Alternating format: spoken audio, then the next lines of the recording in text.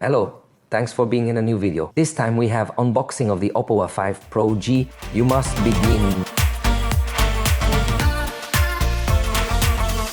Remember, OPPO's series is entry level, then comes Reno, and finally the Fine series, which is a simplified OPPO series. We have an entry level device, but prioritizes resistance, so let's explore it.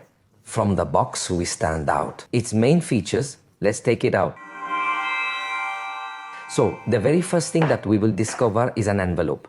Let's take a moment to thoroughly review what is coming through here, for sure.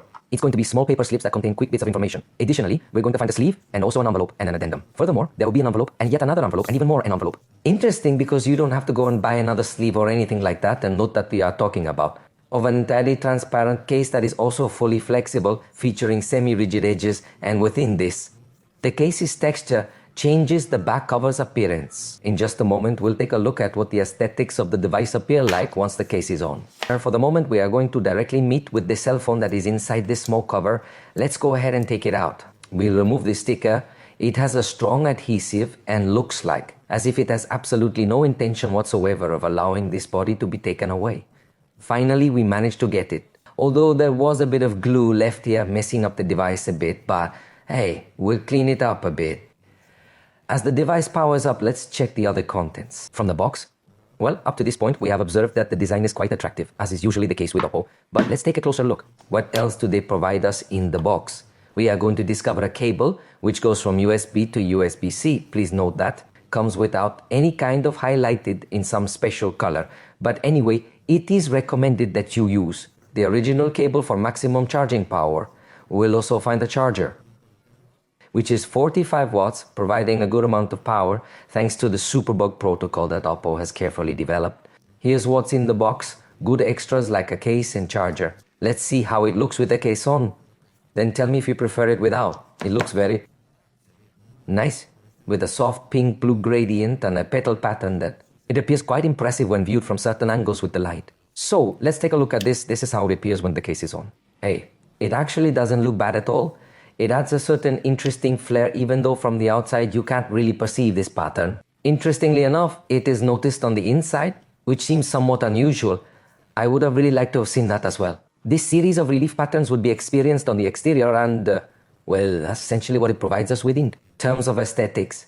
I'd prefer to use it without a case anyway, especially since the phone is already.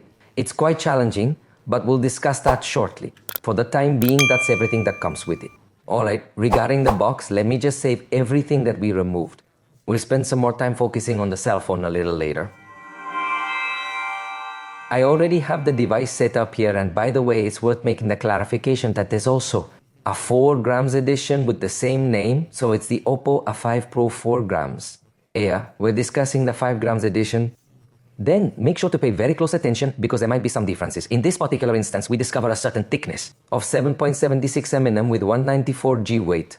The highlight is its IP69 plus IP68, though curiously the manufacturer doesn't introduce any special mode for underwater photography or anything similar. Unlike what we observe in other mobile phones that come equipped with such features, it's noticeable that many other devices provided underwater mode, something akin to enhancing photography experience in aquatic environments. IP69. The manufacturer also highlights its military grade resistance, meaning it has been tested to withstand drops, which are obviously not very high. Additionally, in certain materials, it is also tested to endure various weather conditions and environments. Very difficult, like too much heat, too much cold, or too much altitude, or something similar, and the device still works. Well, so it's a cell phone that is exceptionally robust when it comes to its construction. Naturally, we will attempt to conduct some tests slightly earlier. The display measures 6.67 inches, which is standard but the resolution. It's HD 1604 x 720 pixels. For its price range, the screen is still somewhat small, quite short in level of detail. If you compare it with almost all cell phones in the same price range, we are going to find higher quality screens. Moreover, in this case, we are talking about an LCD panel, so it doesn't have such positive viewing angles, nor does it have such a high contrast or saturated colors. So it's a screen that, in my opinion, falls short everywhere you look compared to what they provide other devices in range. Clearly, its priority and main strength will be durability. However, the screen is rather small. The device includes stereo sound with a speaker in. The bottom speaker is the strongest, mainly excelling in mid-frequencies. There's also a less powerful speaker in the earpiece area for calls. The speaker at the bottom is the most powerful, although it excels mostly in mid frequencies, so won't be such high quality sound, but it's strong. You'll see it integrates this 300% mode, volume that enhances the gain, particularly in the mid frequencies. The front camera will be 8 megapixels with f2.0 point aperture and fixed focus. And taking a look at the preview and photograph after having been processed, the truth is that it doesn't seem to be very outstanding. It does have good detail, but it doesn't seem to have a decent dynamic range, so I believe it will also be lacking in the selfie experience.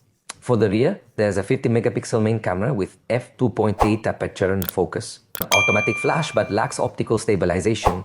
This second camera is mainly decorative because it's a 2 megapixel monochrome camera with aperture f2.4 and fixed focus, and then we find the flash with a nice one. As I say, overall the phone is very pretty and very rugged, which is curious. Typically, rugged cell phones aren't very attractive, but I believe this one is an exception. But back to the camera issue, here you are looking at one of its results.